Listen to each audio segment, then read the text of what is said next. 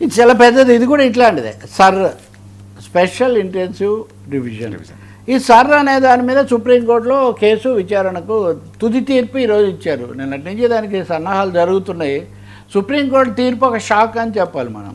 ఖచ్చితంగా షాక్ అని ఎందుకు చెప్పాలంటే, సర్ అనేది ఎన్నికల సంఘం యొక్క పరిధిలోది, దానికేమో అభ్యంతరం లేదు అని చెప్పింది సుప్రీంకోర్టు. సర్ దాని పరిధిలో లేదు. ఆర్టికల్ 324 ఆఫ్ ది కాన్స్టిట్యూషన్ 324వ అధికరణం ప్రకారం ఎన్నికల జాబితాల సవరణ అన్నది ప్రత్యేకంగా చేయడానికి ఎన్నికల సంఘానికి అధికారం ఉంది. అలాగే ప్రజా ప్రాతినిధ్య చట్టం పీపుల్స్ రిప్రజెంటేషన్ యాక్ట్ సెక్షన్ 16 16వ సెక్షన్ ప్రకారం కూడా ఇలా చేయొచ్చు, దానికి ఇది వ్యతిరేకం కాదు అని కూడా సుప్రీంకోర్టు చెప్పింది. అధికారం లేదని ఎవరు చెప్పడం లేదు, కానీ దానికి అనుసరిస్తున్న పద్ధతి ఏంటి?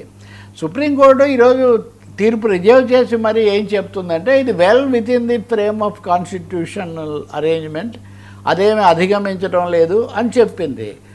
అయితే అది ఎలాంటి పత్రాలు కోరుతుంది, ఎలాంటి తనిఖీలు చేస్తుంది, నిబంధనలు ఎలా పెడుతుంది అన్న దాంట్లో తేడాలు అయితే ఉంటే ఉండొచ్చు, కానీ అసలు చెయ్యడం అన్నది వాళ్ళ పరిధిలో అది ఖచ్చితంగా అండి. చెప్పడానికి ఎన్నికల జాబితాలు ఎన్నికల సంఘం చూడకపోతే ఇంకెవరు చూస్తారు? ఎన్నికల జాబితాలు సవరించారు, కానీ 2002 నాటి జాబితా తీసుకొని 2026 అంటే దాదాపు 25 ఏళ్ల తర్వాత చెయ్యడం మొదలు పెడితే ఏం జరుగుతుంది? దానికోసం ఏ పత్రాలు, ఉదాహరణకు ఆధార్ ఉంది. సుప్రీంకోర్టు చెప్పే వరకు ఆధార్ అన్నది ఆధారంగా తీసుకోలే ఎన్నికల సంఘం. సుప్రీంకోర్టు చెప్పింది. ఇప్పుడు మనం చేసిన విచారణ బీహార్ సర్ అప్పుడు ఇది దాఖలైంది.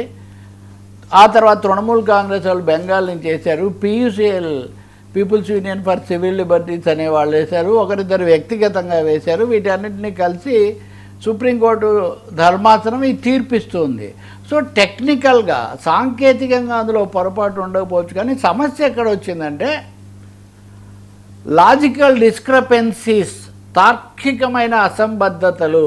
నేను గతంలో కూడా చెప్పా, ఉదాహరణకు పెళ్ళైన మహిళ యొక్క ఇంటి పేరు మారింది. పెళ్ళి కాకముందు కార్డులో ఒక విధంగా ఉంది, పెళ్ళైన తర్వాత కార్డు మీరు 22 ఏళ్ల తర్వాత చేస్తున్నారు. 2002 తర్వాత 24 ఏళ్లలో ఎన్ని మార్పులు వచ్చాయండి 2.5 దశాబ్దాల్లో? వీటన్నిటిని మీరు లాజికల్ డిస్క్రపెన్సీస్ కాబట్టి మాకు చూపించాలి అని అడిగితే అప్పటికప్పుడు ఎప్పుడు చూపిస్తారు? అసలు మీరు చెప్పే వరకు ఆధారే లేకుండా దాన్ని ఎలా సమర్థిస్తారు సుప్రీంకోర్టు? అంటే ఖచ్చితంగా తీర్పు వచ్చాక ఎవరైనా అంతే కదండి. ఇప్పుడు మీరు ఆధార్ ఎందుకు పెట్టలేదు మరి? ఆధారు ఎన్నికల సంఘం రాజ్యాంగం 324 ప్రకారం ఎన్నికల సంఘానికి అధికారం ఉంది, ఒప్పుకుందాం. కానీ ఆధార్ అనేది సుప్రీంకోర్టు చెప్తే తప్ప వాళ్ళు ఎందుకు పెట్టలేదు? ఆధార్ ఉంటే చాలదు. ఇంకా కీలకమైన సమస్య వచ్చింది, మనకంటే కూడా సరిహద్దు రాష్ట్రాల్లో ఈ సమస్య ఎక్కువగా ఉంటుంది. పౌరసత్వం, సిటిజన్షిప్. ఒక వ్యక్తి భారత పౌరుడా కాదా అని సమీక్ష చేయవచ్చు ఎన్నికల సంఘం అని సుప్రీంకోర్టు తీర్పులో చెప్తుంది. పౌరసత్వాన్ని సమీక్షించడం హోంశాఖ చేస్తుంది, దానికి సంబంధించిన వేరే శాఖలు చేస్తాయి. ఎన్నికల సంఘం పని అది కాదు. సుప్రీంకోర్టు ఈరోజు ఏమని తీర్పు చెప్పిందంటే, వర్మ, పౌరసత్వాన్ని పరిశీలించే అధికారం ఎన్నికల సంఘానికి ఉంది, కానీ అది ఫైనల్ కాదు. ఫైనల్ అవునో కాదో పరిశీలించి నాకు ఓట్లేదని చెప్తుంది. అది పరిశీలించి ఓట్లేదని చెప్పిన తర్వాత ఒక 5 ఏళ్ళకి కానీ మళ్ళీ ఎన్నికలు రావు, ఇంకేమవుతుంది? మరి సుప్రీంకోర్టు తీర్పు అనేక విధాల అసంతృప్తి కలిగిస్తుంది. ఇంకోటి కూడా వేల లక్షల ఓట్లు పక్కన పెట్టిన తర్వాత ఇంకెప్పుడో ఏదో చెప్తాము, అడ్జుడికేషన్ చేస్తామంటే ఉపయోగం ఏముంది? రాజ్యాంగం కానీ మొత్తము ఎక్కువ ఓటు హక్కు కల్పించడం మీద, ఓటు వెయ్యండి, ఓటర్గా చేరండి, దీని మీద ఉంది ఇప్పటివరకు మన స్ట్రెస్. అంతే కదా, ప్రతి చోట బోర్డులు, సినిమా థియేటర్లలో కూడా స్లైడ్లు, టీవీల్లో కూడా అడ్వర్టైజ్మెంట్లు, ఓటు వేయండి, ఓటర్గా చేరండి అని చెప్పే బదులు ఓటర్లు అవునో కాదో, మీరు అసలు పౌరులు అవునో కాదో చూడండి అని చెప్తే, బహుశా ఎన్నికల సంఘానికి సంబంధించి సుప్రీంకోర్టు తీవ్రమైన కొన్ని సూచనలు, కొన్ని విమర్శలు చేయకుండా సాంకేతికంగా, టెక్నికల్గా అధికారం వాళ్ళకు ఉంది అనే గుండుగుత్తగా అనుమతించడం అనేది ఖచ్చితంగా ఒక సమస్యకు దారితీస్తుంది. వాళ్ళు సంతోషపడవచ్చు, ఏమని, మీరే ఫైనల్ కాదని మేము చెప్పాం కదా అని. మీరు దీనికి ఇంకోటి కూడా కలిపి చూడండి.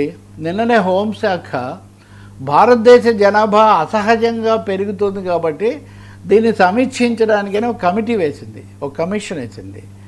మీరు కూడా అనేక వీడియోలు ఈ మధ్య చేస్తున్నారు.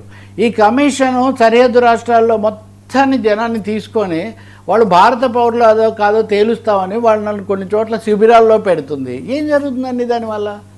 మీరు బార్డర్ సెక్యూరిటీ ఫోర్స్ సరిహద్దు భద్రతా దళంలో మీరు తీసుకోవాల్సిన జాగ్రత్త తీసుకోండి, కానీ జనాభాలో పెద్ద పెద్ద భాగాలను వాళ్ళు పౌరులు అవునా కాదా అని మీమాంస మీరు తెస్తే, ఇప్పుడు ఎన్నికల సంఘానికి కూడా మీరు అధికారం ఇస్తే ప్రజల్లో అనవసరమైన ఆందోళనలు విభజనలు వస్తున్నాయి కదా, చాలామందికి ఓట్లు లేకుండా పోతున్నాయి కదా. అంతకుముందు మీరు తృణమూల్ కాంగ్రెస్కు మీరు ఓడిపోయిన తేడా సర్కంటే తక్కువగా ఉంటే మా దగ్గర రండి అన్నారు, 35 మంది ఆ విధంగా ఓడిపోయారు. ఇలాంటివి ఏమీ మాట్లాడలేదు ఈ తీర్పులో. ఇది తీర్పు పూర్తిగా ఏకపక్షంగా ఎన్నికల సంఘం యొక్క వైఖరి, ఏకపక్ష వైఖరిని మరింత బలోపేతం చేసే విధంగా ఉంది తప్ప అందరూ ఇంతకంటే విస్తృతంగా ఏదైనా రావాలని ఆశించారు. మరి దీని మీద స్పందనలు ఎలా ఉంటాయి, మళ్ళీ సమీక్ష కోరతారా, అలాగే అనుభవాలు కొత్తగా ఏమొస్తాయి మనం చూడాల్సి ఉంటుంది. కానీ people expected a little more critical and nuanced, అంటే రకరకాల అంశాలతో ఎక్స్పెక్ట్ చేశారు. ఇప్పుడు రాష్ట్రాల్లో కలవరం, ఇప్పుడు 3 రాష్ట్రాల్లో పూర్తయింది. అసలు 3 రాష్ట్రాల్లో పూర్తయ్యాక చేయడమే ఒక ఇది. ఇంక ఇప్పుడు తీర్పు అంటే కీలకమైన రాష్ట్రాలు అయిపోయినాయి. ఏం జరుగుతుందో చూడాలి. సార్, కర్ణాటక శివతాండవం, తమిళ తమాషా. కర్ణాటక శివతాండవం అయితే మీకు తెలుస్తుంది కదా.